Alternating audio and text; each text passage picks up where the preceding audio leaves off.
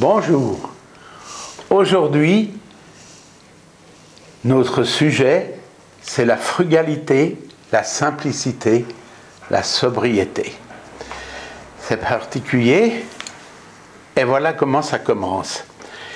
Eh bien, la frugalité, ça veut dire que on va manger beaucoup moins, on va manger différemment, on va manger légèrement, parce que on ne prendra que ce qu'il nous faut, pas trop, juste bien, en utilisant naturellement des produits qui nous soient en même temps énergétiques et en même temps satisfaisants pour notre appétit. Vous avez ici un simple bol de riz. Vous pouvez manger avec des baguettes. Voyez, il n'est même pas plein. C'est joli. Voilà. Ensuite, on pourra manger 2 œufs. Ou même un œuf coupé en 2.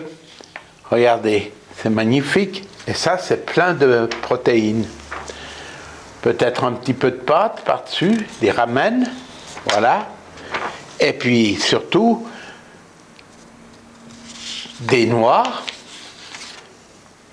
même des cacahuètes qui apportent un peu d'huile dans notre alimentation. Et puis, bien sûr, des amandes, c'est très bon. Voilà un plat frugal. Un peu de petits pois, un peu de poulet, quelques pâtes. Voilà, ça c'est un repas frugal. On pourrait se contenter de cela. On mange qu'une fois et on mange bien. Voilà la frugalité, comme dit Rabbi, la frugalité heureuse. Ensuite, si l'on prend la simplicité, on peut faire appel à Einstein qui nous a dit « Si vous n'arrivez pas à expliquer les choses avec simplicité, c'est simplement, ou c'est certainement, que vous ne les comprenez pas encore suffisamment.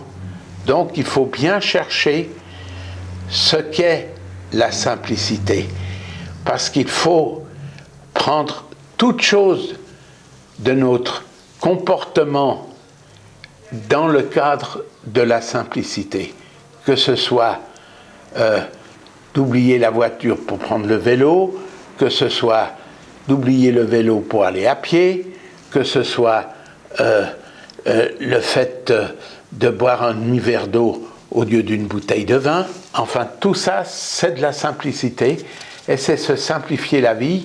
C'est aussi se simplifier la vie dans le cadre de notre quotidienneté. Peut-être travailler beaucoup moins, passer plus de temps à méditer, peut-être aussi apprendre correctement à s'occuper de notre corps, même en se lavant, en allant nager dans le lac. Enfin, il y a plein de choses sympathiques qui peuvent être faites. Vous voyez, Pierre Rabhi, ce qu'il nous propose, lui, c'est une sobriété heureuse. Alors la sobriété, c'est justement de consommer peu, mais peut-être avec beaucoup de qualité. Plutôt que de prendre un pain, une baguette, on peut prendre un pain complet, et puis on peut manger une tranche de pain complet en la mastiquant bien, pour comprendre comme c'est magnifique. Même une pomme, les bouddhistes eux-mêmes disaient que quand on mange une pomme, il faut mastiquer 77 fois avant d'avaler.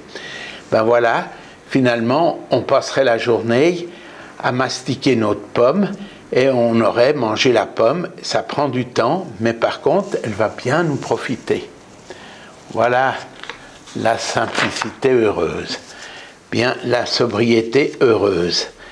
Pour atteindre toutes ces choses, on vous a mis ici une personne qui est en méditation coréenne. Vous voyez, c'est sur une chaise.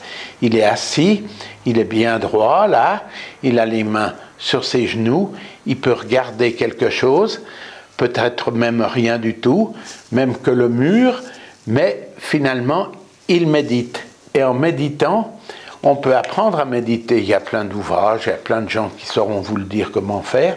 C'est même extrêmement simple, c'est même tellement simple qu'on peut se demander pourquoi on n'y fait pas plus souvent. Et ça permet de laver complètement notre tête. Après, on est vraiment bien. Voilà une autre méthode de méditation, vous voyez, comme ce personnage qui s'est assis sur ce banc et puis qui peut voir ce magnifique paysage. Donc, il y a différentes couches, vous voyez, là, il y a des choses cultivées, là, il y a de la forêt, là, il y a une montagne, et puis derrière, il y a le ciel avec des nuages, mais c'est formidable, c'est un moment de tranquillité exceptionnel.